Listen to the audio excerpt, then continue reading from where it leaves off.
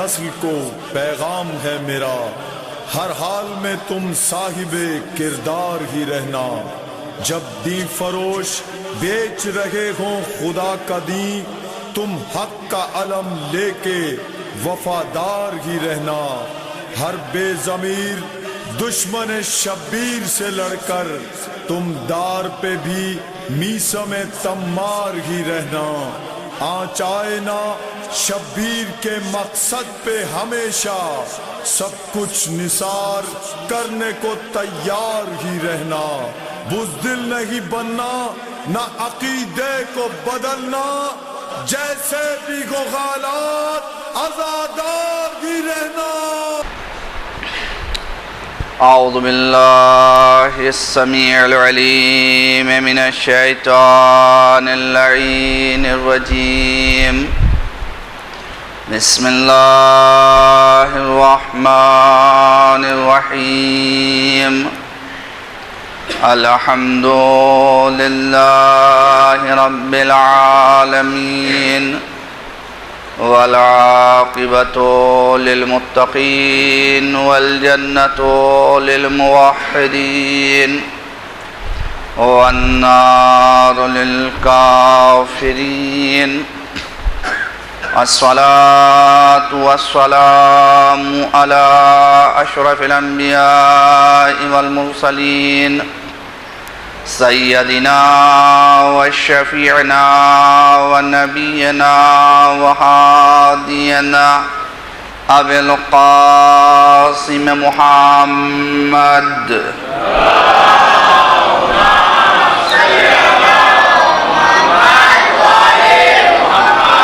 وآلہ الطیبین الطاہرین المعصومین المظلومین،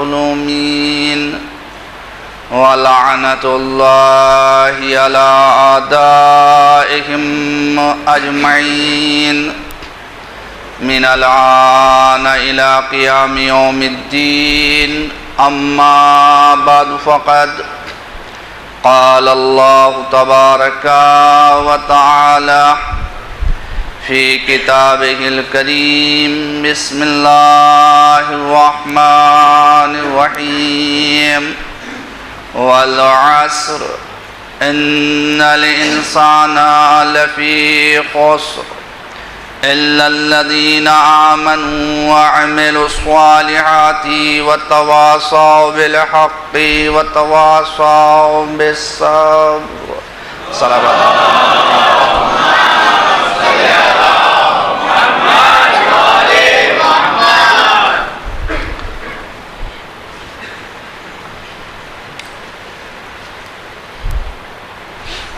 بزرگان محترم، برادران عزیز، معبود کا لطف و کرم ہے کہ اس نے اپنی رحمت سے وہ قوت و طاقت عطا فرمائی کہ آج ہم اس وقت کی اپنی چوتھی منزل میں داخل ہو رہے ہیں۔ موضوع بحث آپ حضرات کے اذہان عالیہ میں موجود ہے، عمل صالح کے فائدے۔ پہلا فائدہ یہ بیان کیا گیا کہ عمل صالح کی وجہ سے انسان کے گناہ چھپ جاتے ہیں۔ جو انسان گناہ کے بعد گناہ چھوڑ کر عمل صالح انجام دیتا ہے، اللہ اس کے ان گناہوں کو معاف کر دیتا ہے۔ یہ بیان کیا گیا تھا کہ گناہ انسان کی مادی زندگی کو بھی متاثر کرتے ہیں اور معنوی زندگی کو بھی متاثر کرتے ہیں۔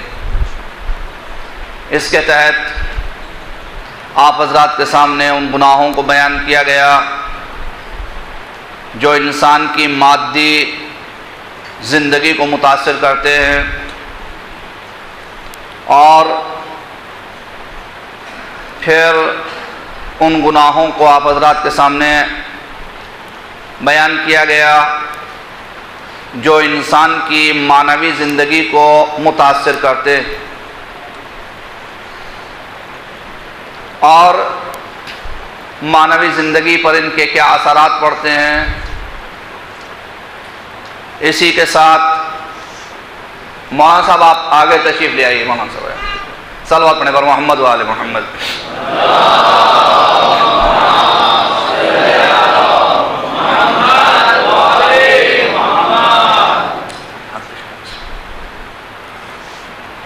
ساتھ میں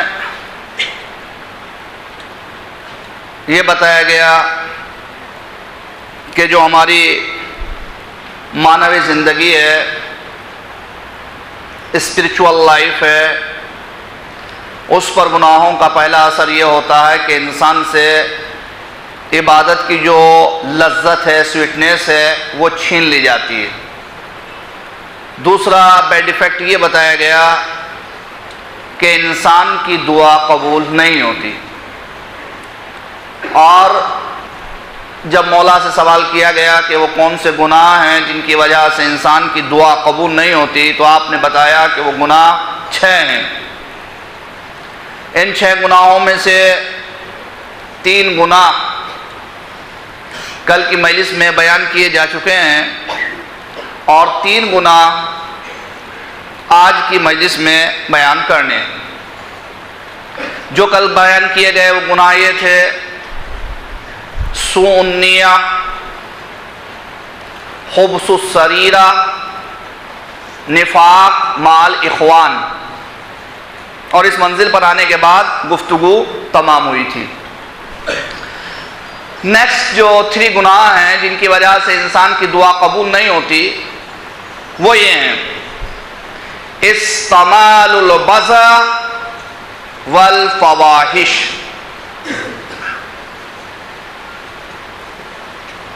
کہ انسان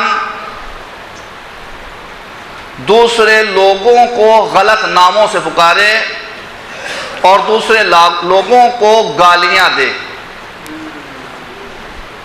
یعنی نام چھاٹنا اور لوگوں کو گالیاں دینا ایک ایسا گناہ ہے جس کی وجہ سے انسان اپنی دعا کی استجابت سے محروم ہو جاتا ہے. وہ اللہ کی بارگاہ میں دعا کرتا ہے اور اللہ اس کی دعا کو قبول نہیں فرماتا. بذا کے سلسلے سے قرآن کریم میں ارشاد ہوا ہے: وَلَا تَنَابَزُوا بِالْأَلْقَابِ. لوگوں کو القاب کے ذریعے نہ پکارو. القاب سے مراد کیا؟ یہاں پہ القاب سے مراد وہ نہیں جو ہم احتراماً استعمال کرتے ہیں. تنابزوا بالالقاب یعنی غلط ناموں سے جو ہم اپنی طرف سے کسی کی تحقیر کے لیے، کسی کا مذاق اڑانے کے لیے، کسی کو ذلیل کرنے کے لیے استعمال کرتے ہیں. مثلا ایک انسان کو دیکھا اس کے سر پر بال نہیں ہے، اس کا نام رکھ دیا ہم نے چٹیل میدان. ہوتا ہے، پکارتے ہیں اس طریقے سے. ایک انسان ہے تھوڑا فاسٹ بولتا ہے، بالکل کرنٹ لینگویج میں کہنے شتابدی ایکسپریس.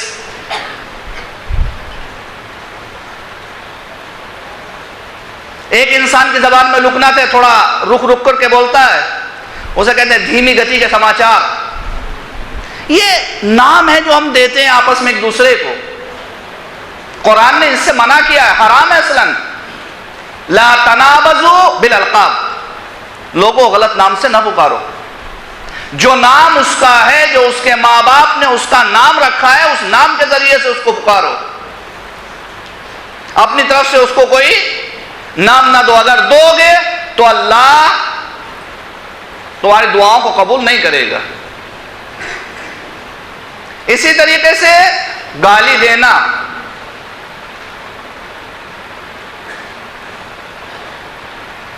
ان اللہ حرم الجنت. اللہ نے، پیغمبر اسلام کی حدیث ہے، اللہ نے جنت کو حرام قرار دیا ہے ایسے لوگوں پر جو گالیاں دیتے ہیں اور اس بات کا خیال نہیں کرتے ما قیل وما قال وما قیل لا، کہ وہ دوسروں کو کیا کہہ رہے ہیں اور دوسرے ان کو کیا کہہ رہے ہیں. اس کے بعد جو نیکسٹ گناہ ہے جس کی وجہ سے انسان کی دعائیں قبول نہیں ہوتی، وہ ہے تاخیر الصلاۃ المفروضات، اپنی واجب نمازوں کو دیر سے پڑھنا. اس کے اوپر غالباً سیکنڈ مجلس میں جو ہے گفتگو ہوئی تھی، رات والی مجلس میں، لہذا زیادہ ڈیٹیل میں نہیں جانا چاہتا، لیکن اشارہ کروں گا کہ اگر ایک انسان اپنی واجب نمازوں کو دیر سے پڑھتا ہے تو ایسے انسان کی نمازیں کا تو شاید قبول ہو جائے لیکن دعا قبول نہیں ہوتی. لیکن یہ اس انسان کے لیے نہیں ہے کہ اگر کسی نے کسی مجبوری کی بنا پر نماز کو تاخیر سے پڑھا، اس کے اوپر یہ حکم لاگو نہیں ہوتا. ایک انسان ہے سفر میں ہے، اسے وہ موقع نہیں مل سکا، مجبوری ہے، بس میں سفر کر رہا ہے، وہاں نماز نہیں پڑھ سکتا، اول وقت ہو گیا، اس نے 4 بجے گھر پہنچ کر کے نماز پڑھی، اس کے اوپر یہ حکم نہیں ہے چونکہ وہ مجبور ہے، شریعت نے اس کو اجازت دی ہے. لیکن جو انسان بغیر کسی مجبوری کے اپنی واجب نمازوں کو دیر سے پڑھتا ہے، اس کی دعا قبول نہیں ہوتی. نماز کو انسان کو اول وقت پر پڑھنا چاہیے. اول وقت پر نماز پڑھنے کے فائدے، یہ بھی ایک الگ ٹاپک ہے لیکن چونکہ اس سے ریلیٹڈ ہے، ایک چھوٹا سا واقعہ بیان کر دوں. علامہ دستغیب شیرازی شہید محراب نور اللہ قبرہ، انہوں نے ایک واقعہ نقل کیا ہے. دیکھیں ہمارے یہاں عید نوروز کو اس طریقے سے نہیں منایا جاتا جس طریقے سے ایران میں منایا جاتا ہے. ایک دوسرے کے گھر آنا، ایک دوسرے کو تحفہ دینا، ایک دوسرے کے یہاں شیرنی پہنچوانا، مٹھائی تقسیم کرنا، دوستوں سے ملنے کے لیے جانا. تو کہتے ہیں کہ کچھ لوگ تہران میں اپنے کسی دوست کے یہاں ملنے کے لیے گئے، جمع ہوئے. جب پہنچے تو وہاں تالا لگا ہوا ہے، ڈور لاک ہے. انہوں نے کہا کیا کریں، وہ تو یہاں پر ہے نہیں. کہا سامنے قبرستان تھا، وہاں پہنچ گئے. کہنے اچھا جب کچھ کام ہی نہیں تو کم سے کم جو قبرستان میں افراد ہیں ان کی قبروں پہ فاتحہ پڑھ دی جائے. یہ بھی بہت زیادہ ثواب کا کام ہے. انسان کو قبرستان میں جانا چاہیے. قبرستان میں جانا انسان کے لیے نفع کا سبب ہے، چونکہ جب انسان کی نظر قبروں پر پڑتی ہے، چھوٹی بڑی قبریں دیکھتا ہے، تو احساس پیدا ہوتا ہے کہ مجھے بھی ایک دن یہاں پر آنا ہے. لہذا وہ فاتحہ پڑھ رہے تھے، ایک قبر تھی تھوڑا نزدیک، ان میں ایک آدمی تھوڑا مذاق کرنے والا تھا، مزاح. اس نے کہا کہ جس کے پاس ہم ملنے کے لیے آئے تھے وہ تو ملا نہیں. اے صاحب قبر، یہ عید کا موسم ہے، تم ہمیں اپنا مہمان نہیں بناؤ گے؟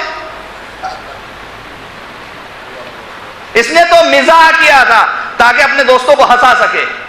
قبر سے آواز آئی، انشاءاللہ اگلے ہفتے اسی دن آپ میرے مہمان ہیں. حالت خراب، چہرے اتر گئے. اب انہوں نے سوچا کہ بس ہماری زندگی کے یہی 7-8 دن باقی رہ گئے، لہذا جو کچھ کرنا تھا انہوں نے کیا. اور جب لاسٹ نائٹ پہنچی، کہنے اب تو ختم ہے، گھر والوں سے معافی تلافی، دوست و احباب سے، کہ اب یہ زندگی کا ہماری آخری دن ہے.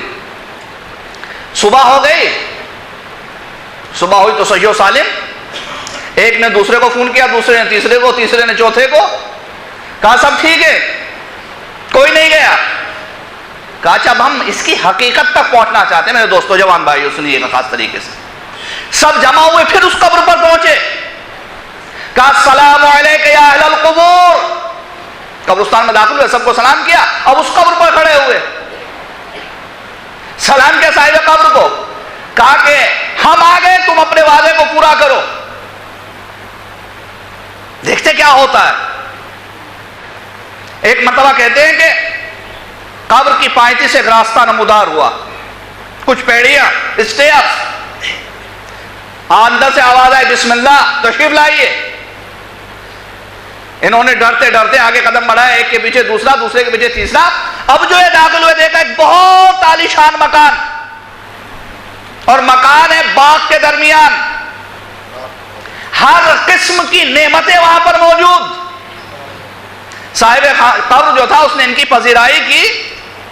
بہترین سیب جو کبھی کھائے نہیں تھے، بہترین سنترے جو کبھی دیکھے نہیں تھے، طرح طرح کی نعمتیں، مہمان نوازی ہوئی.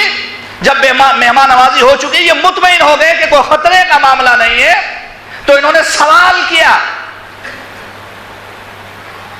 کہ معاملہ کیا ہے، ہمیں یہ بتاؤ کہ اللہ نے تمہیں یہ نعمتیں کس وجہ سے عطا فرمائی. تو صاحب قبر نے جواب دیا کہ میں ایک قصاب تھا، قصائی، گوشت بیچا کرتا تھا. فلاں محلے میں میری دکان تھی، فلاں محلے میں میرا مکان آج بھی موجود ہے. لیکن میری ایک عادت تھی کہ میں ہمیشہ اپنی واجب نماز کو اول وقت پر پڑھتا تھا. حالت یہ ہوتی تھی کہ اگر میرے سامنے کوئی خریدار کھڑا ہے اور میں نے گوشت لے کر کے ترازو میں رکھ دیا ہے اور اذان شروع ہو گئی تو اس کو وہیں چھوڑ دیتا تھا، تولتا نہیں تھا. پہلے نماز پڑھنے کے لیے جاتا تھا، بعد میں آ کر کے اس کو وہ گوشت بیچتا تھا. اس کے عوض اللہ نے مجھے یہ نعمت عطا فرمائی ہے. اب آپ اندازہ لگائیے اول وقت نماز پڑھنے کا فائدہ کیا ہے. پہلا فائدہ تو یہی ہے کہ جو انسان اول وقت نماز پڑھتا ہے اللہ اس کی دعاؤں کو قبول کرتا ہے. جو آخر وقت میں نماز پڑھتا ہے اللہ اس کی دعاؤں کو رد کرتا ہے. اور انسان کے لیے سب سے بڑی بدبختی یہی ہے کہ وہ اللہ سے کچھ مانگے اور اس کو نہ ملے. لہذا ہمیں اس کی طرف متوجہ رہنا چاہیے. التاخیر الصلاۃ المفروضات، اپنی واجب نمازوں کو تاخیر سے پڑھنا. دیکھیں قرآن کریم میں اللہ نے ارشاد فرمایا ہے، بڑی اچھی آیت ہے قرآن کریم کی. البتہ سبھی آیتیں اچھی ہیں، کون کہہ سکتا ہے قرآن کریم کی آیت کوئی ایسی ہے؟ نہیں، سب ہے، لیکن ہر آیت کا اپنا مقام ہے. ارشاد فرماتا ہے اقیموا الصلاۃ ان الصلاۃ علی المؤمنین کتابا موقوتا. نماز قائم کرو، چونکہ اللہ نے مومنین پر نماز کو وقت معین کر کے واجب کیا ہے. ان الصلاۃ علی المؤمنین کتابا موقوتا، واجب کیا ہے وقت کو معین کر کے. یہ وقت ہے ظہر کا، یہ وقت ہے عصر کا، یہ مغرب کا، یہ عشاء کا، یہ صبح کا. لہذا معین وقت میں پڑھنا چاہیے. اپنی نمازوں کو قضا انسان کو نہیں کرنا چاہیے، اور جہاں تک ممکن ہو اپنی نماز کو اول وقت پر ادا کیا جائے. لیکن یہاں پر ایک لفظ اللہ نے استعمال کیا ہے، کیا؟ علی المؤمنین. علی الناس نہیں کہا اللہ نے کہ لوگوں پر، بلکہ کیا علی المؤمنین، مومنین پر. اب جو مومن ہوگا اول وقت پڑھے گا. صلوات پڑھے پر محمد و آل محمد.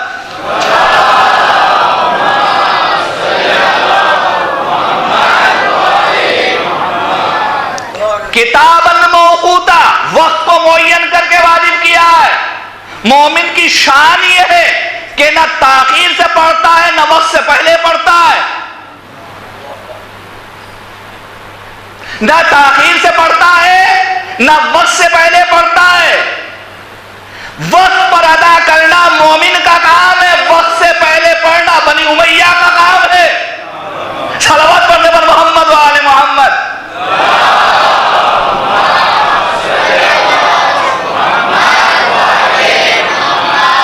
لہذا اپنی واجب نمازوں کو انسان کو وقت پر ادا کرنا چاہیے. اگر تاخیر سے پڑھیں گے، دیر سے پڑھیں گے، نماز کو ڈیلے کرتے رہیں گے کہ پڑھ لیں گے، تو مولا فرماتے ہیں کہ ایسے انسان کی دعا اللہ کی بارگاہ میں قبول نہیں ہوتی. اس کے بعد جو لاسٹ پوائنٹ ہے، لاسٹ گناہ ہے جو مولا نے فرمایا جس کی وجہ سے انسان کی دعائیں رد ہوتی ہیں، فرماتے ہیں ترک الصدقہ، صدقہ نہ دینا، صدقے کی عادت کو ترک کر دینا. صدقہ انسان کو 70 بلاؤں سے محفوظ رکھتا ہے. بہت اہم چیز ہے صدقہ، خلوص دل سے نکالا جائے. اپنی حیثیت کے مطابق نکالا جائے. ہے تو انسان کروڑ پتی اور وہ صبح کو صدقہ نکال رہا ہے 1 کا سکہ. نہیں، اپنی حیثیت کے مطابق نکالے. چونکہ صدقہ ایک ایسی چیز ہے جس کے ذریعے سے انسان کی جان مال محفوظ رہتے ہیں. بیماریوں سے انسان محفوظ رہتا ہے، پریشانیوں سے انسان محفوظ رہتا ہے، دشواریوں سے انسان محفوظ رہتا ہے. اور جو اس کو سمجھتے ہیں وہ اس کے اوپر عمل پیرا ہوتے ہیں. ایک دن مجھے بہت تعجب ہوا. میں گھر سے مدرسے جا رہا تھا. ایک رکشہ، پیڈل والا جو رکشہ ہوتا ہے، آپ کے یہاں پتہ نہیں چلتا؟ نہیں، ہمارے یہاں چلتا ہے. پیڈل والا انسان چلاتا ہے اس کو. میں نے اس کو ہاتھ دیا، کہاں جانا ہے؟ فلاں مدرسے جانا ہے. کہہ لے جی بیٹھیے. مسلمان تھا بیچارہ، داڑھی. مجھے لے کر کے چلا. ایک گلی سے مڑا تو اس نے جیب میں ہاتھ ڈالا ایسے ہی. میں نے شاید اپنا کوئی رومال نکالا ہوگا، پسینہ پہنچے گا، لیکن اس نے دیکھا، میں نے دیکھا کہ اس نے کچھ سکے نکالے. جیسے ہی وہ ٹرن کیا، اس نے 2-3 خواتین لائن سے بیٹھی ہوئی تھی اور اس نے وہ رکا، ایک سکہ سب کو دیا اور پھر رکشہ بیٹھا، پھر مجھے لے کر کے آگے بڑھا. کس لیے؟ کہا کہ صدقہ ہے، بلاؤں سے انسان کو محفوظ رکھتا ہے. میں صدقہ نکالوں گا تو پورے دن ایکسیڈنٹ سے محفوظ رہوں گا. ایک رکشہ پولر کی فکر دیکھیے. کیوں؟ چونکہ اس نے صدقے کی اہمیت کو سمجھ لیا ہے. صدقہ نکالنے کا بہترین طریقہ کیا ہے؟ آپ نے 10 روپے صبح میں صدقہ نکالا، بہتر تو یہ ہے کہ فوراً کسی حقدار کو دے دیا جائے. وہ صدقہ فوراً کسی حقدار کو دے دیا جائے. اور اگر نہیں موجود ہے تو گھر میں ایک ڈبہ بنا لیجئے. صبح کو جب اٹھیے نماز صبح کے وقت، روایت میں باقاعدہ صبح سویرے صدقہ نکالنا چاہیے. اسی وقت جو بھی آپ کو صدقہ نکالنا ہے، 10 روپے 20 روپے 50 روپے 100 روپے جتنا بھی نکالنا ہے، نیت کیجئے یہ صدقہ ہے. امام زمانہ اجل اللہ تعالیٰ فرجہ شریف کا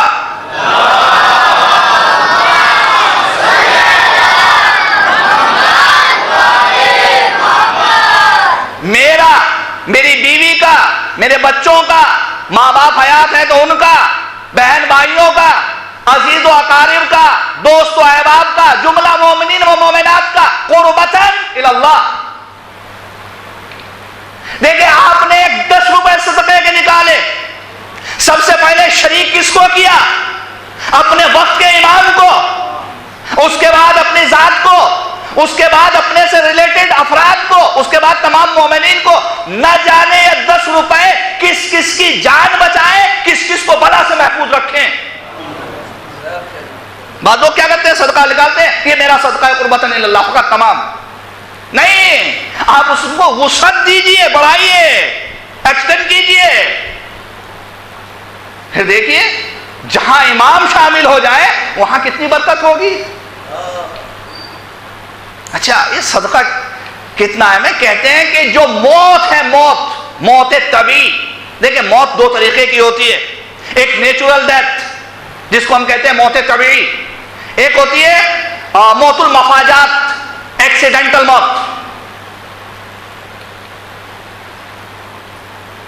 کہتے ہیں کہ نیچرل ڈیتھ کے علاوہ صدقہ ہر چیز سے بچاتا ہے، یہاں تک ایکسیڈنٹل موت سے بچاتا ہے. امام صادق علیہ الصلوۃ والسلام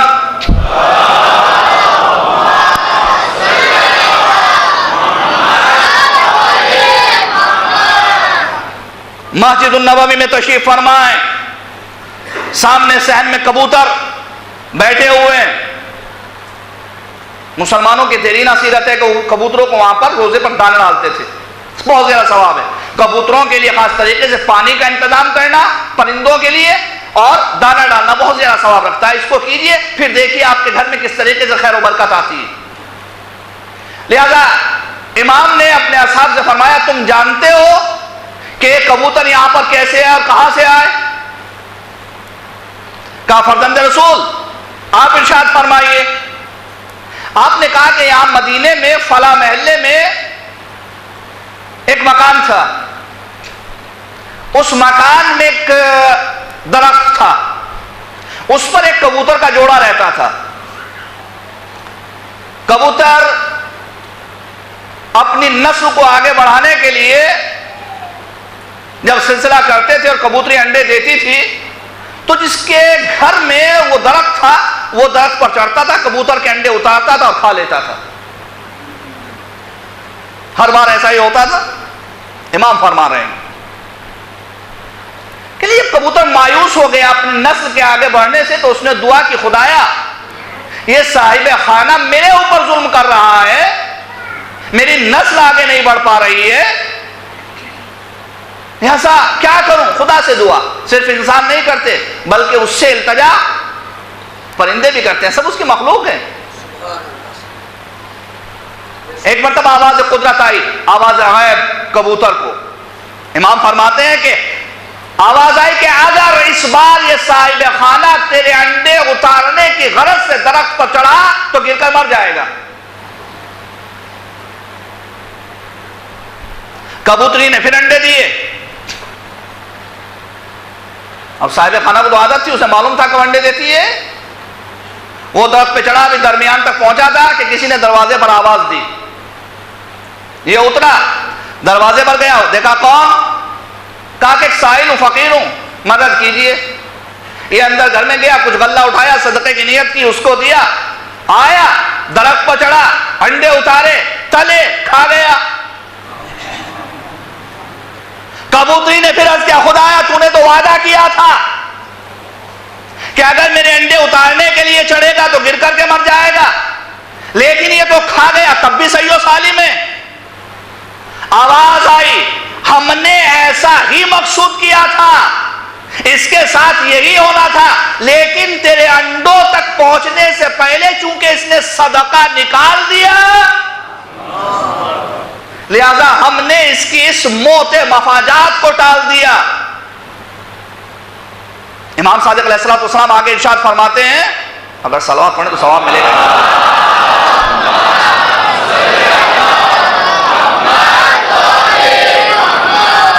لیکن اصل میں مجھے اپنی مجلس میں بار بار صلوات پڑھانے کی عادت نہیں ہے، لیکن کہیں معصوم کا نام آئے تو آپ جو ہے اس بہرحال صلوات پڑھا کیجئے، گناہوں کا کفارہ قرار پاتی ہے. تو فرمایا امام نے کہ اس کے بعد اس جوڑے کو حکم ہوا کہ جاؤ تم میرے رسول کے حرم میں اپنا بسیرا کرو، وہاں تم محفوظ رہو گے.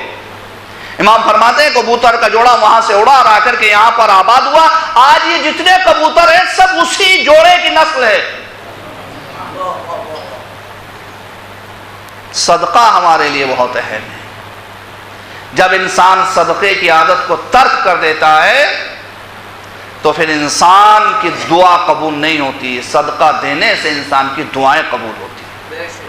لہذا ہمیں چاہیے کہ ہم اگر یہ چاہتے ہیں کہ ہماری دعائیں اللہ کی بارگاہ میں قبول ہو تو ہمیں ہر روز صدقہ نکالنا چاہیے. اپنے دن کا آغاز صدقے سے کرنا چاہیے.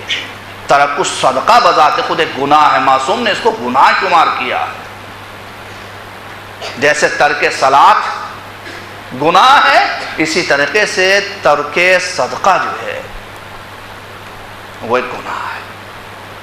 ہماری اسپریچول لائف کو متاثر کرتا ہے، ہماری معنویت ختم ہو جاتی ہے.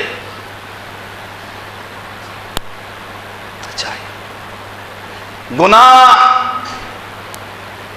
ہماری معنویت کو تباہ و برباد کر دیتے ہیں. جہاں دوسری چیزیں ہیں جو گناہوں سے انسان کو بچاتی ہے، وہاں اہل بیت علیہ الصلوۃ والسلام کی معیت، ان کا ساتھ انسان کو گناہوں سے بچاتا ہے. اور جو اس بات کو سمجھ گئے تھے وہ آ کر کے اہل بیت کے ساتھ ہو گئے. جناب وحدہ قلبی کیسے کیسے صاحبان قسمت تھے. یہ مسلمان نہیں تھے، عیسائی تھے. اپنی زوجہ، اپنی والدہ کے ساتھ جا رہے تھے. امام سے ملاقات ہوئی، امام کے ہاتھ پر مسلمان ہو گئے، درجہ شہادت پر فائز ہو گئے.